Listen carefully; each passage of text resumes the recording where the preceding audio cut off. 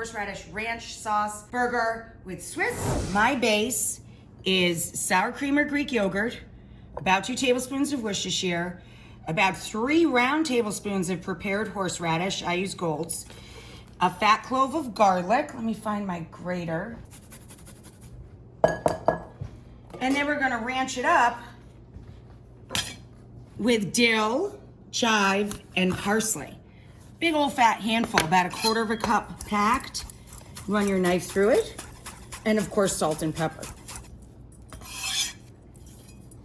This is gonna go on the burger or plant-based product with Swiss cheese and pickles and lettuce. Hey guys, it's John. So we're doing the burgers outside. We've got a couple of beef burgers and a whole bunch of Impossible burgers. I've got my grill nice and hot and all oiled up. So I'm gonna flip them to the other side. Looking nice and seared. So far, so good. So these burgers are looking pretty good. I think I'm going to add some cheese now. So I'm gonna do half the burgers with American and half with Swiss. These are the horseradish burgers.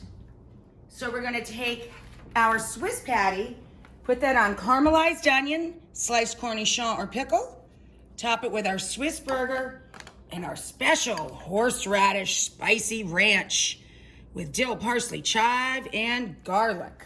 The Big Smack burger, the sauce, I don't use mayonnaise in my sauce. My base is sour cream or Greek yogurt, okay? For every 6 burgers, about 1 cup of that, 2 tablespoons of Worcestershire, about 3 tablespoons of relish, and about 1/4 to 1/3 cup of ketchup, salt and pepper.